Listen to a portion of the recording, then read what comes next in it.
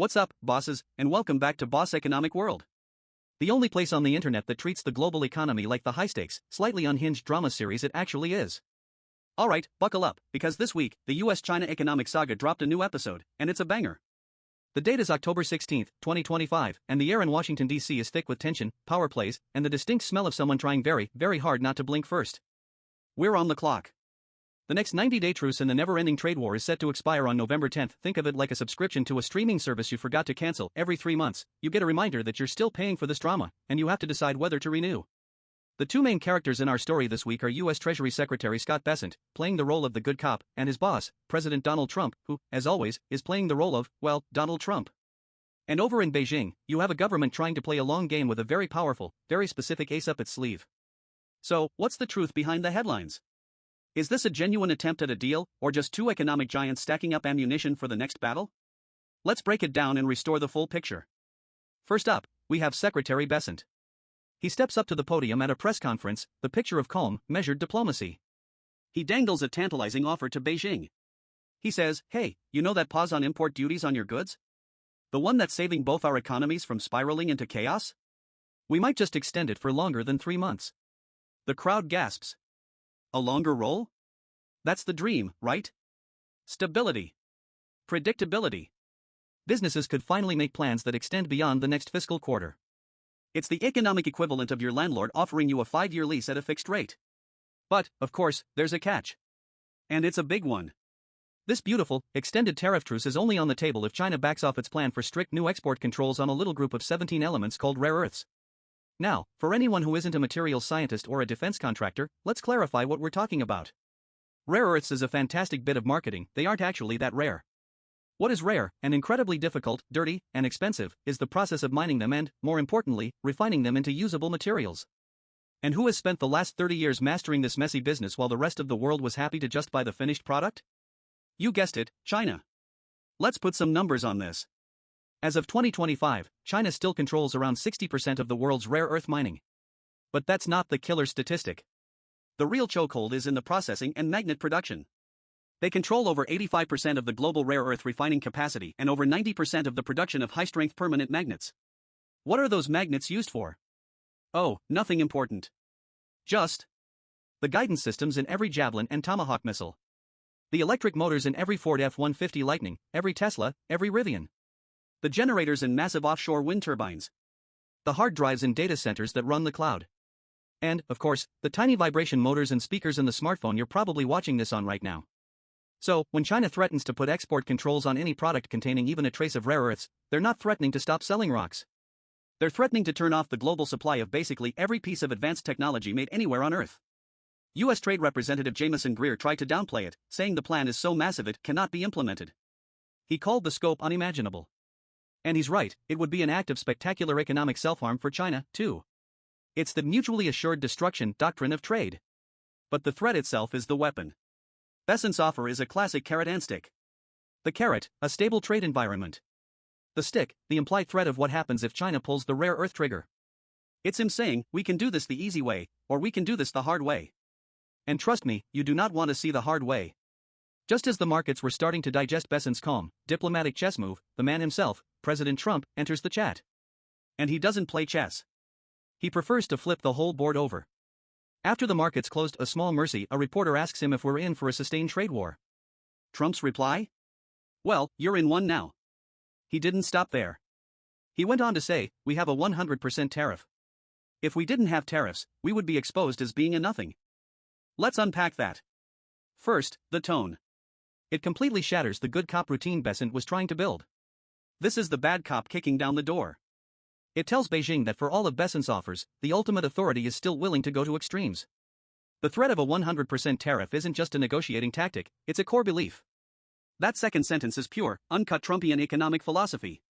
The idea that without tariffs, the US is a nothing, is a rejection of the last 70 years of global economic theory, which is built on the idea of comparative advantage in free trade. It's a purely mercantilist view, we win by selling more to them than they sell to us, and anything else is a loss. This is why professionals watching this know to separate the signal from the noise. Bessent's comments moved the S&P 500 up. Trump's comments, had the market been open, would have sent futures tumbling.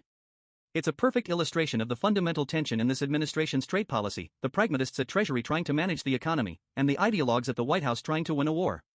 The financial markets live in a state of whiplash, trying to price in which personality is driving the car at any given moment.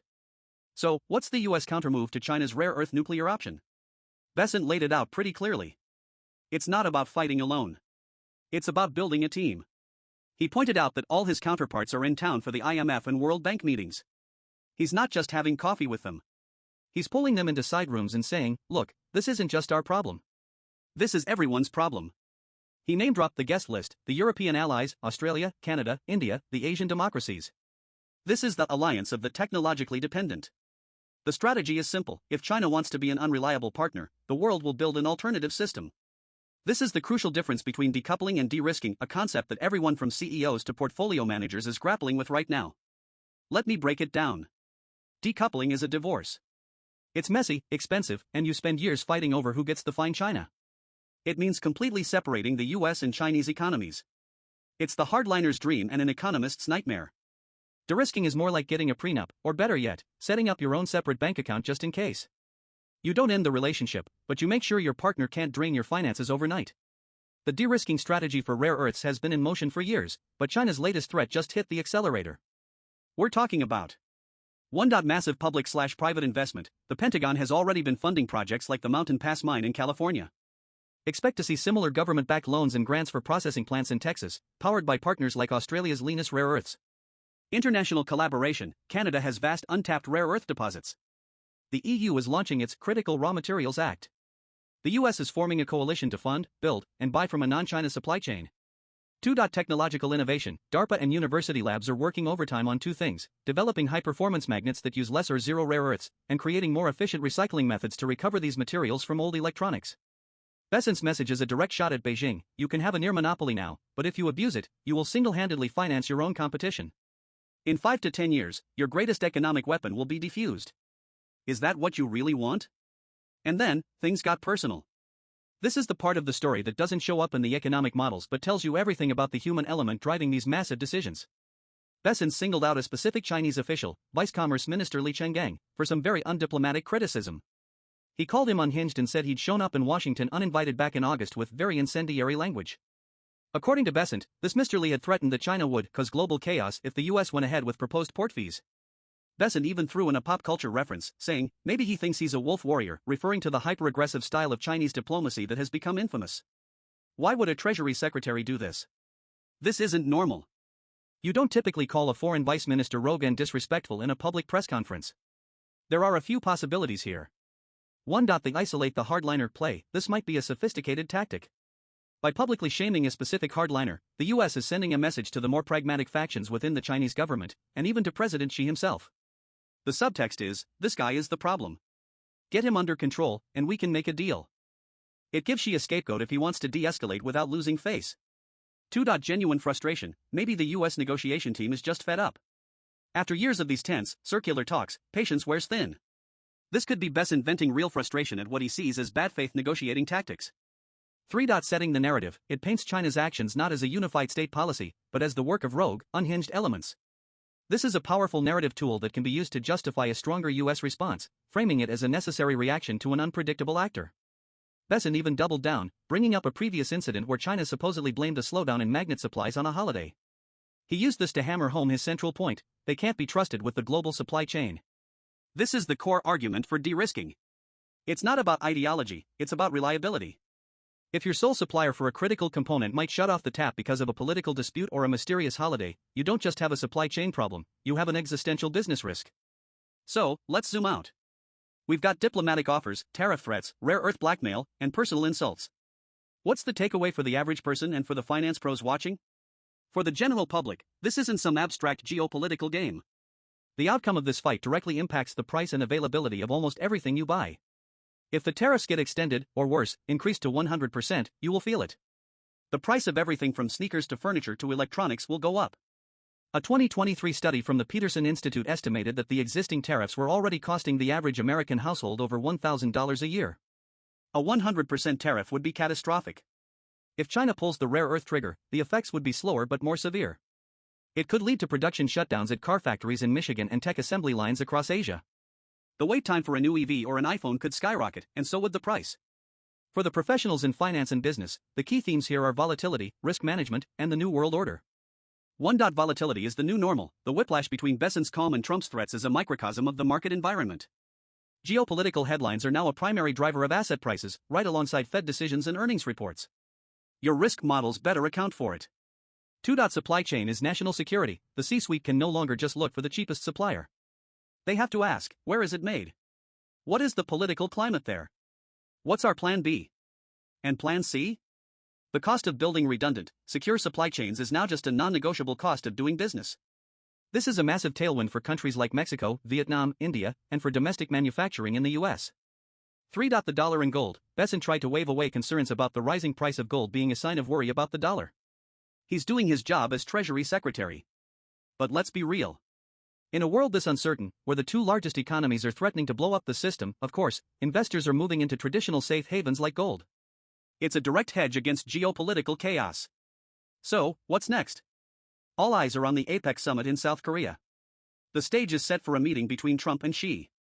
Besant is likely to fly to Asia ahead of time to try and smooth the path with his counterpart, Ha Lifeng. This is a high-stakes poker game. The US is holding a strong hand with its massive consumer market and control of the global financial system. China is holding a strange hand, with a few powerful trump cards like rare earths, but an overall weaker economic position. Both players know that going all in would be disastrous. The most likely outcome is another last-minute deal, another 90-day truce, kicking the can down the road once more. But each time they play this game, the stakes get higher, the rhetoric gets sharper, and the risk of a catastrophic miscalculation grows. The truth is, we are already in a new kind of economic war. It's not about tanks and battleships. It's about tariffs, semiconductors, supply chains, and critical minerals. And in this new war, the front line runs right through your wallet and your investment portfolio. What do you think? Is China bluffing on rare earths? Is Trump's 100% tariff threat a brilliant negotiation tactic or a reckless gamble? Let me know your take in the comments below. And if you want to stay ahead of the curve on these seismic economic shifts, make sure you hit that like and subscribe button. We're here every week to cut through the noise and give you the real picture. Until next time, stay savvy, bosses.